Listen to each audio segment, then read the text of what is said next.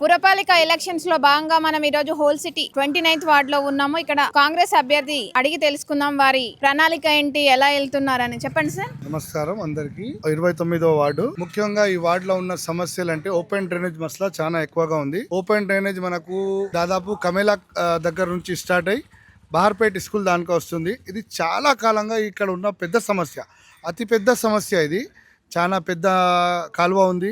గుట్ట మీద వర్షం పడితే నీళ్ళు అన్ని కాలువలు వస్తాయి, ప్లస్ ఇండ్ల నీళ్ళు కూడా దీంట్లోకి పోతుంది. ఈ కాలువ గత 20 సంవత్సరాల నుంచి ఈ కాలనీ ప్రజలు ప్రతి కౌన్సిలర్ ముందరికి తెచ్చిరు, ప్రతిపాదన చేసిరు, కానీ దీని పని కాలే. ఇప్పుడు ముఖ్యంగా మా ప్రాణానికి ఉన్నటువంటి ముఖ్యమైన సమస్య ఇది. దీనికి మేము పరిష్కరిస్తాం. ఇంకోటి, పైన ఉన్న ఈ వార్డులో ఈ గుట్టకై ఉన్న ప్రాంతాలు లైన్వాడి, జమ్మల్గూడ, కమేలా, ఈ ప్రాంతాలు మన ఫీల్ఖానా ఈ ప్రాంతాల కన్నా పైన ఉన్నాయి, అంటే గుట్టకు దగ్గర ఉన్నాయి.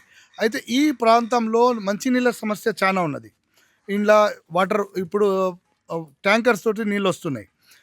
ఇంకోటి, మిషన్ భగీరథ నీళ్ళు కూడా అన్ని ఇంట్లోకి వస్తలేవు. అయితే ఈ సమస్యను కూడా మేము అతి త్వరలో సాల్వ్ చేస్తాం, పూర్తి చేస్తాం. ఇంకోటి, దోమల ఓపెన్ డ్రైనేజ్ కారణంగా దోమల బెడద చాలా ఎక్కువ ఉంది. దోమల దానికి చేస్తాం. మళ్ళీ వీళ్ళకు చెత్త ఉంది రోజు, అది క్లియర్ అవుతుంది. ఇంకా రోడ్డు విషయానికి వస్తే, ఈ రోడ్లు ఎప్పుడు వేసినాయి అయితే మాకు తెలియదు, కానీ చాలా అధ్వాన పరిస్థితుల్లో రోడ్లు ఉన్నాయి. ఈ రోడ్లు చాలా అధ్వానంగా ఉన్నాయి. ముఖ్యంగా జమ్మల్గూడెం నుంచి మనకు లైన్వాడి, జమ్మల్గూడ జమ్మల్గూడ నుంచి కింది వైపుకి వెళ్తే మనకు మైనాబోలి కానీ, మూసామైలా కానీ, పీల్ఖానా కానీ, కింది జమ్మలగూడ కానీ, ఇంకా కమేలా ప్రాంతంలో రోడ్డు చాలా పరిస్థితి చాలా దారుణంగా ఉన్నది. అయితే ఈ రోడ్లు కూడా మనం ఈ అన్ని సమస్యలు మంత్రి గారికి చెప్పి, మన మేయర్ గారికి చెప్పి ఈ అన్నింటికి మనం పరిష్కారం చేపిస్తాం. ఇక్కడ కాలనీ సమస్యలపై పోరాటం చేద్దామని అనుకుంటున్నారు. ఇంక ఇక్కడ ఈ సమస్యలు కాకుండా ఇంకేమైనా మీ దృష్టికి ప్రజలు ఇప్పుడు ముఖ్యంగా ఏముందంటే, ఇప్పుడు కమేలా ప్రాంతంలో, రేపు బషీర్బాగ్ ప్రాంతంలో మనం అక్కడ ముఖ్యమైన సమస్య ఏమొచ్చిందంటే, వాళ్లకు వితంతు పెన్షన్లు మరి ఆసరా పెన్షన్లు అస్సలు దొరకటం లేదు. వాళ్ళకి ఏదో ఆ కాలనీకి అన్యాయం జరిగినట్లు వాళ్ళు భావిస్తారు. అది కూడా మనం మన మేయర్ గారితో, మన మంత్రి గారితో మాట్లాడిపించి దానికి కూడా పరిష్కారం చేయాలి. ఇంకా ఈ ప్రచారం వెళ్తున్నారు కదా, ఇక్కడ ఎట్లా రెస్పాన్స్ ఎలా ఉంది మీకు?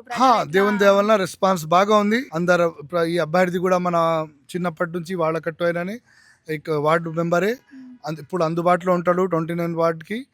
మరియు ఏంటంటే ప్రజల సమస్య అది చాలా క్లోజ్ ఫ్రెండ్లీగా ఉన్నారు, అందరూ సపోర్ట్ ఉన్నారు. ఇన్షాల్లా భారీ మెజార్టీ తోటి గెలుస్తాం. ఇక్కడ యువతకు ఏమైనా అంటే ఎలాంటివి చేద్దాం అనుకుంటున్నారు? యువతకు ముఖ్యంగా ఏంటంటే, వాళ్ళు నిరుద్యోగులు ఉన్నారు, చాలా మంది నిరుద్యోగులు ఉన్నారు. అంత మంచిగా చదివి గ్రాడ్యుయేట్స్ వరకు అయిగుండి జాబ్స్లకు చూస్తున్నాం. ఇది కూడా మనకు నోటిఫికేషన్స్ వాళ్ళ దాంట్లో కూడా వాళ్ళకు తప్పకుండా సహకారం చేద్దాం. తప్పకుండా సహకారం చేసి గైడ్ లైన్స్ వెళ్దాం. ఒక హెల్ప్ లైన్ సెంటర్ పెట్టి వాళ్ళకు ఏ విధంగా ఎట్లా చేస్తే బాగుంటుంది అది కూడా చేపిద్దాం. వాళ్ళకు ఒక హెల్ప్ లైన్ సెంటర్ ఇక్కడ పెట్టి వాళ్ళ అన్ని సివిల్ తీసుకొని ఎట్లా ఏ విధంగా చేయాలో వాళ్ళకి కూడా పరిష్కారం చేద్దాం. Okay sir. ఇలా వృద్ధులకు, వితంతులకు పెన్షన్తో పాటు మంచినీరు, త్రాగునీరు, డ్రైనేజ్ సమస్యలు, పారిశుద్ధ్యం వంటి సమస్యలు అన్ని తన దృష్టిలో ఉన్నాయి. ప్రజలు నన్ను గెలిపిస్తే వీటన్నిటిపై పోరాటం చేసి రోడ్లు అన్ని వేసి అన్ని అభివృద్ధి చేస్తామని హామీ ఇస్తున్నారు.